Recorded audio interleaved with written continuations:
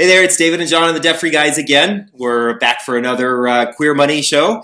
And we should call this Queer Money Live instead of Facebook Live. Yeah, exactly. This week we wanted to talk to you about coming a little bit further out of the closet. It may not be exactly what you're thinking about, but we're going to talk a little bit more about this idea of coming a little bit further out of the closet.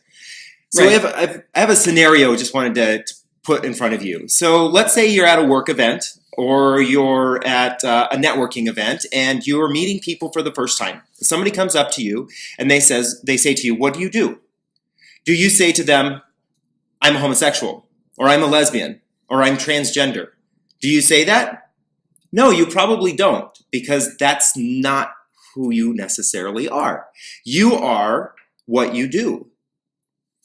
Right. There's a whole lot more to you than just your sexual orientation or gender identity. And one of the things that David and I struggle with is that our community, the LGBT community, oftentimes tells the straight community that they should not be so hung up on our sexual orientation or our gender identity, because that's just a small component of who we are. But it does seem, especially as of late, that we have a lot of people only talking about that and not talking about the other facets of who we are. So David and I are pleading with you, or asking you, to come further out of the closet and to talk about and express more of who you are than just your gender identity or your sexual orientation. I mean, so take, for example, if you're a farmer and you told somebody you're an LGBT farmer, probably the presumption is that you are an organic farmer either in Portland or Boulder, right, and you're living this LGBT hippie lifestyle. But what if you are a farmer who lives in Nebraska? Who is talking to you? Who are you talking to with whom you can identify? You may feel like you're the only LGBT farmer in Nebraska, but there's a good chance that you're not. And that's what we're asking you to do, is come further out of the closet. And maybe what you should start doing is maybe we need to start talking about, not just talking about sex, not just talking about victimhood, not talking about just politics, especially the negative politics that we seem to be consumed with today, but for us to start talking about our expertise, whether we're farmers or whether we're grocery store clerks or whether we're teachers or a physicist. There is much more to us than our gender identity and sexual orientation. And we're asking our community to join us in talking about more than just those four components. Right. There's thousands of other people out there that are like you. And when John and I decided to start talking about money, something that we knew a little bit about, we were kind of experts in money, although we made some major mistakes. But I think that's one of the things that made us a little bit more of experts, is that we learned from our mistakes. We knew that talking to the queer community about money was not going to be sexy. It's not sex. It's not pop culture. It's not politics or victimization. Those are the topics that many of the major queer websites, that's what they like to focus on. And we knew that that wasn't something that was going to be a major attraction to those websites. But we also knew that talking about money was something that is vital to our community. We knew that in order for us to do what we really want to do, whether it's be a part of activism and do things for our community, or maybe we love fashion and we want to buy more nicer clothes, whatever it is that we want to do, those things, money is a key component of that. We cannot be distracted by our financial distress if we want to do those things. So that's one of the reasons why we decided to pick up this mantle and carry it for our queer community, to talk to more people about why being financially responsible is so important. Right, and that's why our message to you is, if you happen to be an LGBT physicist, you can do so much more by talking about your expertise in being a physicist who just happens to be gay by blogging, just like we can talk about money from a couple who just happens to be gay. Right. That can do much more for both our community as well as the straight community, because then they might start to identify us as more than just our sexual orientation. They'll identify us as physicists and doctors and lawyers and teachers and nonprofit managers who just happen to be gay.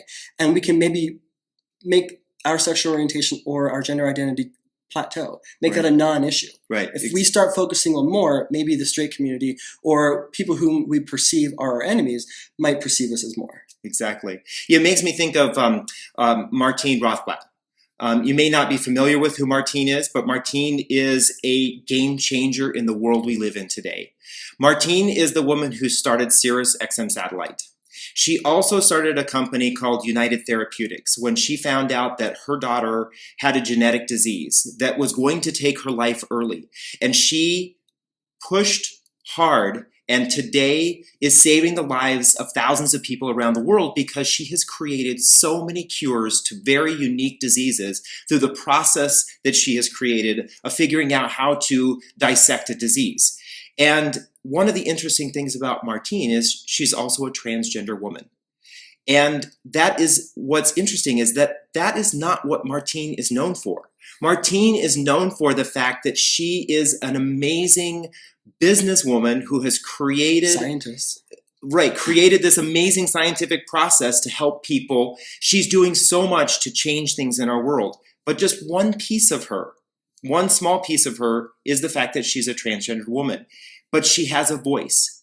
And it's through her voice that she's helping people recognize how much she can do for not only her community, the transgender community, but the global community. And that's what we want to why we want to encourage more of you to start using your voice as well. Start using your voice to help other people understand that we are more than just a sexual orientation or a gender identity or victimization or a political movement. There's so much more to us than that. Right. So she's been the CEO of 2 major companies. And I can't help but just imagine like her going into these boardrooms of all of these predominantly white, straight men, probably. And here she is, the leader in every room she goes into, and she's a transgender woman. Now, that just kind of puts everybody on an even playing field, right? Right.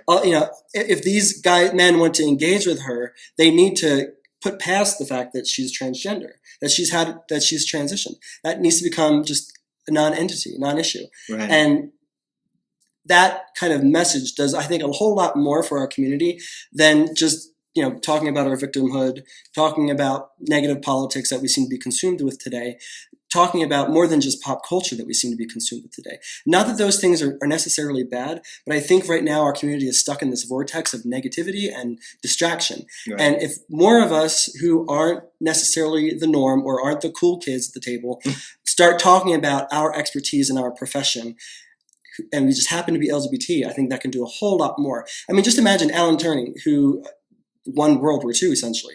If he could have been out and open and talked about his scientific theory that was supposedly going to end World War II, and he just happened to be gay, didn't have to repress all of that. Just think of what he could have done for our community. It wouldn't have taken Britain 50 years to not make him a criminal. A criminal, right? Right. So I just think, and we have that opportunity today. And so mine and David's message to you is that we need more bloggers gay bloggers, to start talking about different things than pop culture and politics. We need you to start talking about what your expertise is in.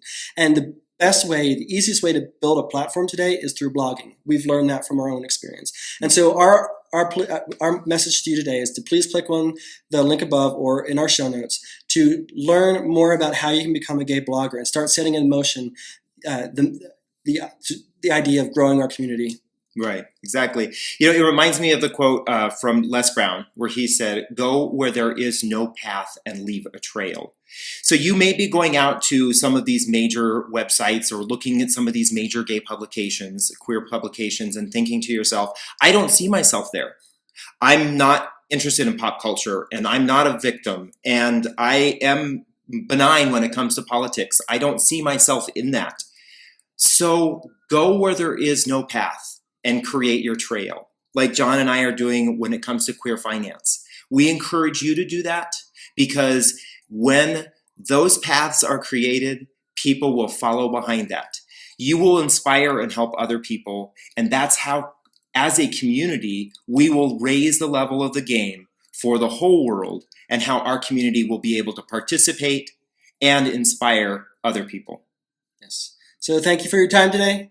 Please click on the link, and if you have any questions or comments, please share them on the comments below or direct message us, or you can always contact us through dfg.com. Thanks. Thanks a lot. Bye.